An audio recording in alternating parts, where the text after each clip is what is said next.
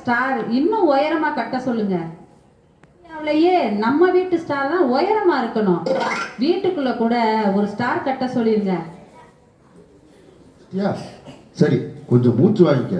அதுக்குள்ள நீ சொன்ன வேலை எல்லாத்தையும் நான் முடிச்சு வச்சிடறேன். ஆமா, பிள்ளைங்களாம் எங்க? பக்கத்து வீட்டு குடியில எல்லாம் பார்க்க போயிருக்காங்க. ஏமா, அக்கம் பக்கத்துல இருக்கவங்களுக்கெல்லாம் நாளைக்கு கேக்கு பலகாரம்லாம் கொடுக்கணும். நமக்கு யார் யார் கொடுத்தாங்கன்னு தெரியுமில்ல? நமக்கு யார் யார் கொடுத்தாங்கன்னு அன்னைக்கே லிஸ்ட் போட்டு வச்சிருக்கேங்க.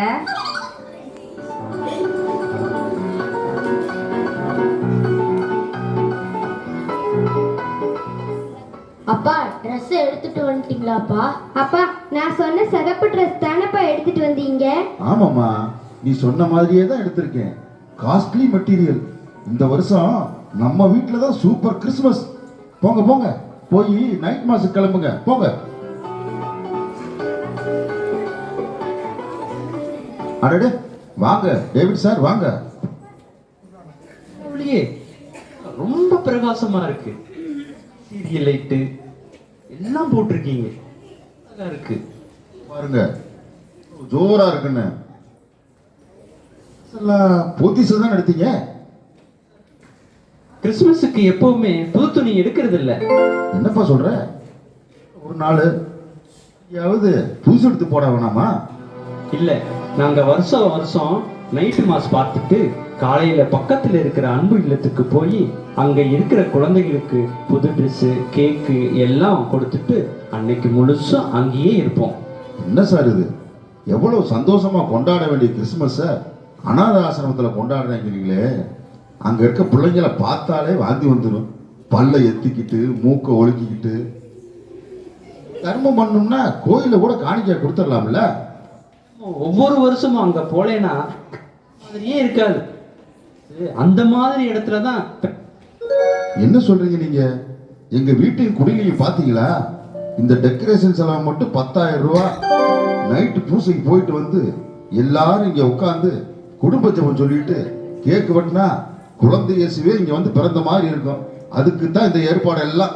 சார், இயேசு அங்கேயும் பிறப்பார், இங்கேயும் பிறப்பார். ஆனா எது அவருக்கு பிடிச்ச இடம் தெரியுமா?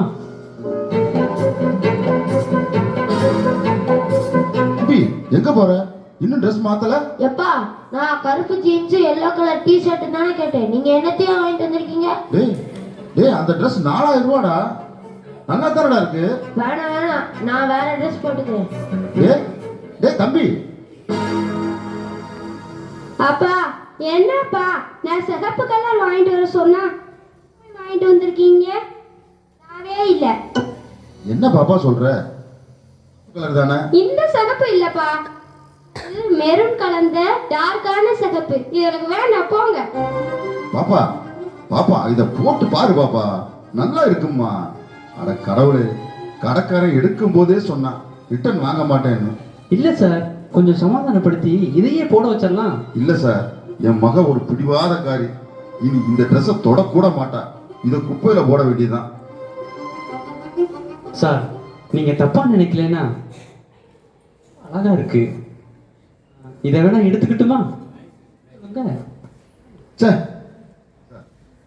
அதுவுமா ஒரே டென்ஷன். இதை எடுத்துட்டு போங்க சார். ட்ரெஸ் தான் எடுக்கணும். வேற கடையை பூட்டிருப்பான். டேய் ஜெயசீலா, தெரியல. பார்த்திருக்க? நான் பார்க்கலப்பா. ஏமா, எங்கம்மா போன?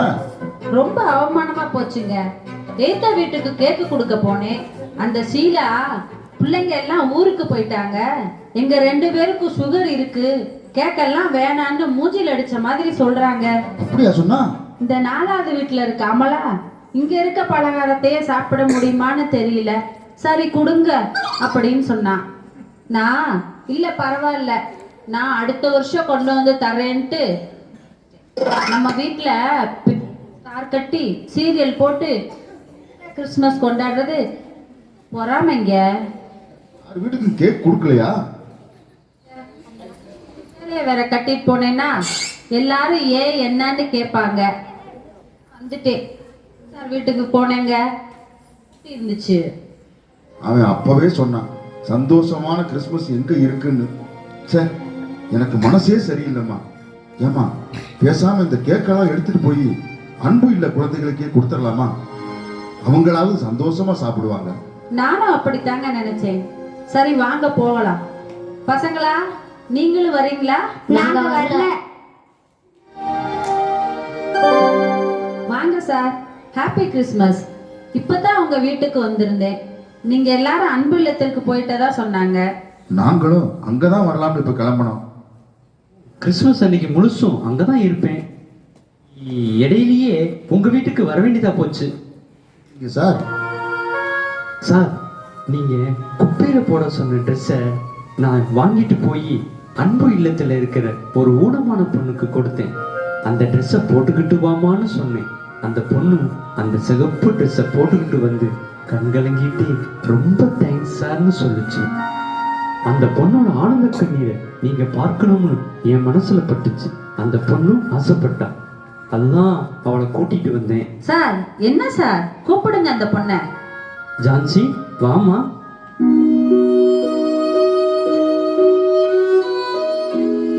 வாமா வா. உன் பேர் என்னம்மா?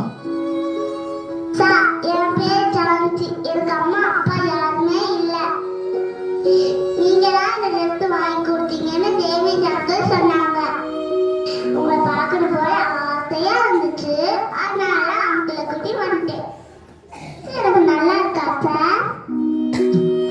ஜான்சி, நான் குப்பையில போன ட்ரெஸ்ஸுமா இது. இப்ப இப்ப அத குழந்தை இயேசுவே போட்டுக்கிட்டு வந்த மாதிரி இருக்குமா? ரொம்ப அழகா இருக்குமா, ரொம்ப அழகா இருக்கு. அப்பா, இந்த பொண்ணுக்கு கால் இல்லையா? இல்லப்பா, நமக்கு தான் கண்ணு இல்ல. ஒளிமயமான இடத்துலதான் கடவுள் பிறப்பாருன்னு நினைச்சேன். அதுக்கு முரண்பாடா மங்கிய வெளிச்சத்துலதான் கடவுள் பிறப்பாருன்னு இப்ப உணர்ந்துகிட்டேன். இந்த ட்ரெஸ் உனக்கு ரொம்ப அழகா இருக்கு. இதை நீயே என்னோட கிறிஸ்மஸ் கிஃப்டா வச்சுக்க. வா, கேக் வெட்டலாம். டேவிட், நான் என்னைக்குமே இவ்வளவு சந்தோஷமா இருந்ததில்லை.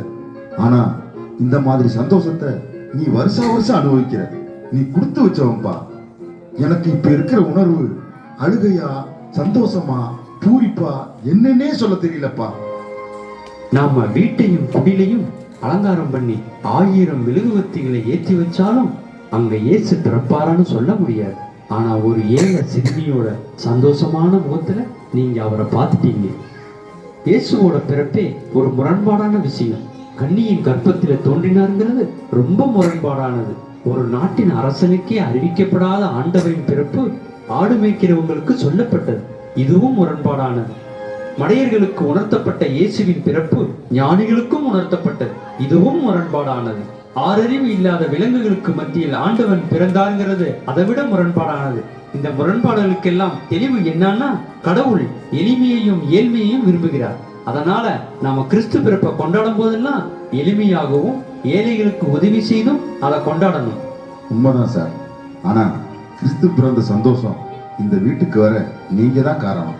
இல்ல சார், நீங்க குப்பையில போன சட்டைய நான் ஒரு ஏழைக்கு கொடுத்தேன். அந்த ஏழையின் வடிவத்துல இயேசு இங்க வந்துட்டார். சார்,